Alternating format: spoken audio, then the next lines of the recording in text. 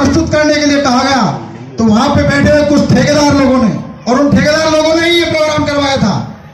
हमारे बीच में भी कुछ ठेकेदार लोग हैं, इनको देखिए और उनको देखिए जो पैसे के गुरूर में आके अपने आप को घमंडी महसूस कर रहे हैं। उन्होंने बाबा साहब को एक भजन तक नहीं गाने दिया, जबकि उनको ये अधिकार वो दूर जिस क्षेत्र में, जिस गांव में, जिस सिटी में बिजनेस कर रहे हैं, वो अधिकार बाबा साहब ने दिया। दुख की बात है, डूब मरना चाहिए। हम नालायक संतान है बाबा साहब की, लायक संतान नहीं हो सकते ऐसे इंसान। वो नालायक संतान है जिनके बाप ने एक वसीयत छोड़ी थी, एक संविधान जैसा एक वसीयत लिख के गए हैं बाबा साहब कि इसको आप यूज करो, ये वसीयत है मेरी, बांट के खाओ उसको।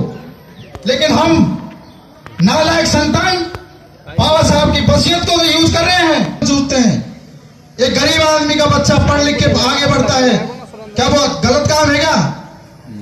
हमारे समाज के कई लोगों ने पुराना काम अपना के भी अपने बच्चों को टीचर किया है, किसी को इंजीनियर तक बनाया है। क्या उन्होंने गलत किया है क्या? जूता काट के भी अगर उन्होंने अपने बच्चे को टीचर, इंजीनियर, डॉक्टर बना दिया तो गलत किया है क्या? नहीं, कुछ गलत नहीं किया। और मैं कहता हूं कि अगर हमारा समाज, जहां तक मैं समझता हूं, उस पुराने धंधे को, पुराने रीति रिवाजों के अनुसार उस काम को करता तो वो एकता भी रहती, हमारे पास पैसा भी होता और आज हम बड़ी बड़ी फैक्ट्रियों के मालिक होते। अब आप देख लीजिए, उसी धंधे को सिलने का काम कर रहे हैं वो हमारे समाज के लोग हैं, लेकिन उनके ऊपर जो सेठ बैठा है वो एक मनवादी आदमी है। इसलिए मेरे साथियों, हमें समझना है कौन अपना है, कौन पराया है, और आने वाले टाइम में हमें इसका परिचय भी देना है।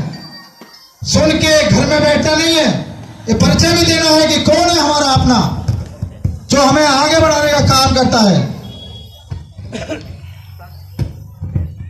मैंने अभी हिंडौन सिटी के अंदर प्रज्ञा लाइब्रेरी के नाम से लाइब्रेरी खोली है नई मंडी में,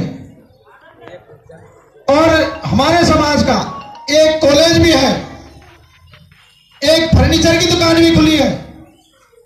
लेकिन हमारे समाज के लोगों से मैं जहां तक समझता हूं, ये सोचते हैं वो कि अगर हम हमारे समाज के लोगों के पास जाएंगे तो हमसे ज्यादा ठगेगा वो, जबकि उससे ज्यादा पैसों में हम दूसरे मनोवादी लोगों से खरीद के लाते हैं।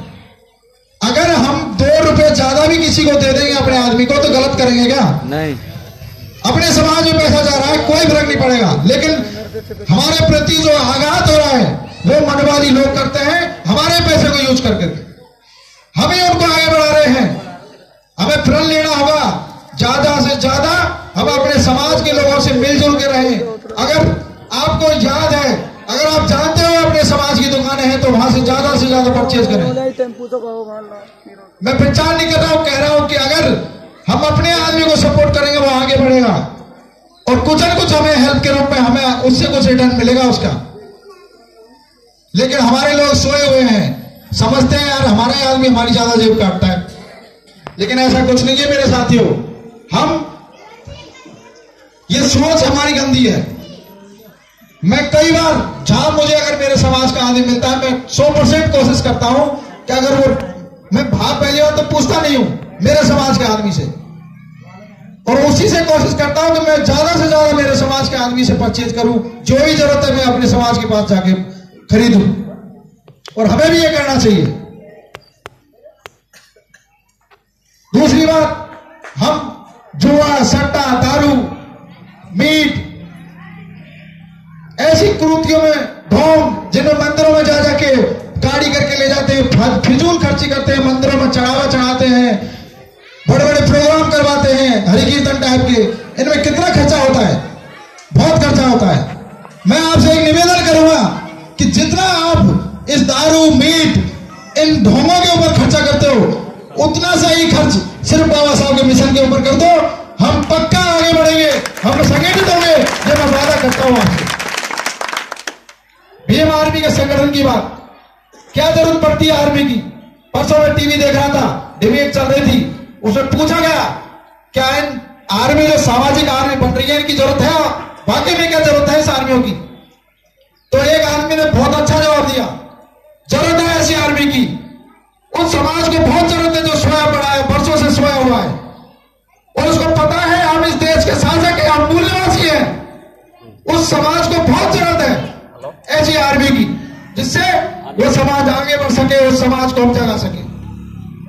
इसी के साथ मैं अपने शब्दों को विराम देता हूं।